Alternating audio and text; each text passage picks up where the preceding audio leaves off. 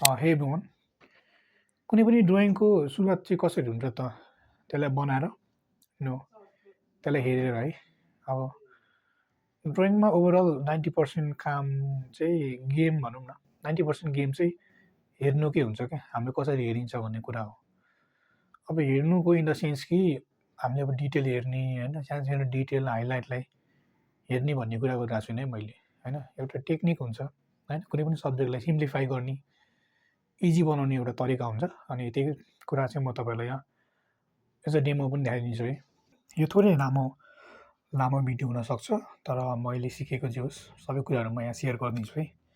As a study हामीले कसरी गर्ने, कुनै पनि सब्जेक्टलाई हामीले कसरी हेर्ने है। सो फर्स्ट अफ अल चाहिँ हाम्रो सेटअप चाहिँ जस्तो भर्टिकल हुनु पऱ्यो होइन। अब भर्टिकल गर्दा चाहिँ हामीले ओभरअल सेप देखिन्छ, मजाले क्लियर देखिन्छ होइन। अनि ठुलो जस मजाले देखिन्छ। यसरी गर्दा चाहिँ अलिकति गाह्रो हुन्छ होइन। पछि बिस्तारै बानी भएपछि यो भर्टिकल पोजिसनमा हामीले गर्नु मजा पनि हुन्छ र हामीले छिट्टै मिस्टेकहरू पनि देखिन्छ। जहिले पनि एउटा ड्रइङको स्टार्टिङ चाहिँ सिम्प्लिफाई गरेपछि हुन्छ क्या। सिम्प्लिफाई त्यसको सुरु स्टेज हो है। त्यसलाई सुरुमा अब यो चाहिँ बिगिनरले के गल्ती गर्छ भन्दाखेरि यही सेपलाई चाहिँ फर्स्टमा डाइरेक्ट सेप बनाएर सुरु गर्छ यसरी होइन। तर सही स्टार्टिङ चाहिँ हामीले कसरी गर्ने भन्दाखेरि यसको यो एङ्गलहरू हुन्छ नि, यो एङ्गल, यो एउटा एङ्गलमा गएको छ नि यो लाइन हो। यसको एङ्गललाई सुरुमा हामीले यसरी हेर्ने हो। यो अर्को एङ्गल गएको छ होइन, यो एङ्गललाई हेर्ने हो। यसको सानो सानो डिटेललाई सुरुमा इग्नोर गर्ने हो है। ओभरअल एङ्गललाई हेर्ने हो क्या। अनि अर्को कुराहरू भयो, जहिले पनि आफ्नो आइज चाहिँ हल्का स्क्विज गर्ने क्या है। आँखा स्क्विज गऱ्यो भने हामीलाई कमसेकम डिटेलहरू देखिन्छ अनि कमसेकम ड्रइङहरू देखिन्छ। अनि त्यही चाहिँ हो हामीलाई चाहिनेको कुरै त्यही होइन। एउटा आर्टिस्टको काम चाहिँ जहिले पनि कुनै पनि सब्जेक्टलाई सिम्पल होइन, एकदम सिम्पल चिजमा कन्भर्ट गरेर बनाउनु नै त्यसको त्यो स्किल हो क्या, एउटा टेक्निक हो। अर्को कुरा चाहिँ जहिले पनि जस्तै भयो नोज भयो नि, यसलाई नोज हो भनेर बनाउनु र नोज चाहिँ होइन एउटा सेप हो है, यसको ऱ्यान्डम सेप हो एउटा भनेर बनाउनुमा धेरै डिफ्रेन्स हुन्छ क्या। यो ऱ्यान्डम सेप हो भनेर बनाउनुमा चाहिँ हामीलाई सजिलो पनि हुन्छ। हामीले त्यो एक्ज्याक्ट हामीले त्यसलाई कपी गर्न सकिन्छ क्या। जहिले पनि त्यो चाहिँ हामीले गर्नु पर्यो। यो जस्तै अब एउटा यसलाई होइन चराको चुच्चो जस्तै बना होइन, मानौँ होइन। अब जस्तै यहाँ एउटा चरा जस्तो छ हो, यसरी चाहिँ हामीले यसलाई हेर्ने हो होइन। अनि 10-15 मिनट पछि चाहिँ अलिकति डिस्टेन्स पछाडि जाने, अनि फेरि आएर बनाउने होइन, पछाडि जाने फेरि आएर बनाउने, डिस्टेन्स लिँदै। किनकि हामी के हुन्छ नि कहिलेकाहीँ चाहिँ ड्रइङ यत्तिकै अलिक नजिक भएर बसेर गरिरहेको हुन्छौँ अनि ड्रइङ सकिन्छ पनि।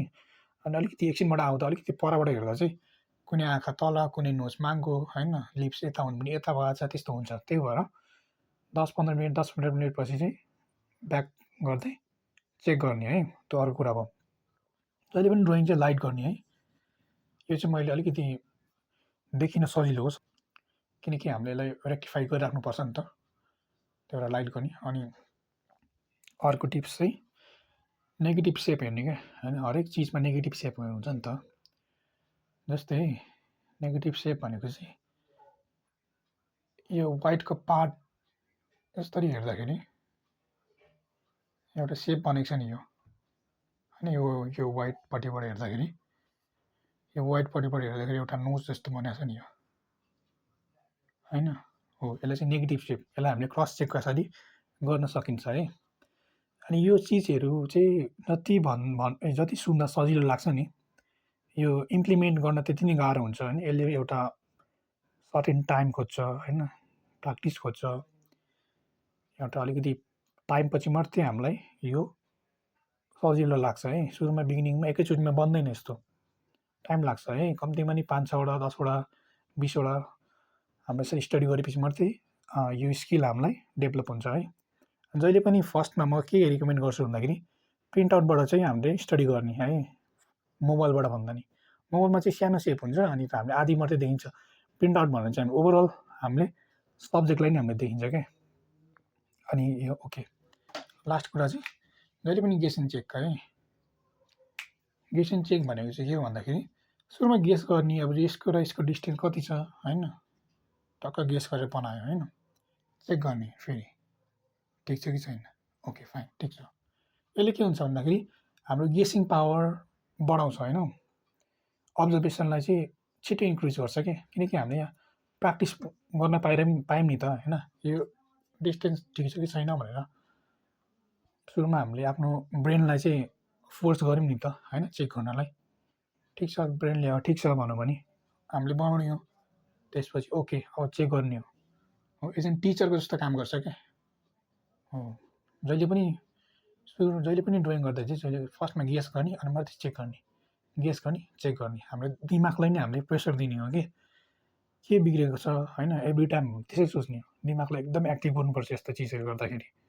एभ्री टाइममा दिमागलाई सोध्नुपर्छ होइन, के मिस्टेक छ, एकचोटि फेरि हेर्ने होइन, के मिस्टेक छ यसमा, के मिस्टेक छ यसमा, के मिस्टेक छ, यसलाई चाहिँ म कसरी ठिक गर्न सक्छु भनेर हाम्रो दिमाग चाहिँ त्यसरी चल्नु पऱ्यो क्या।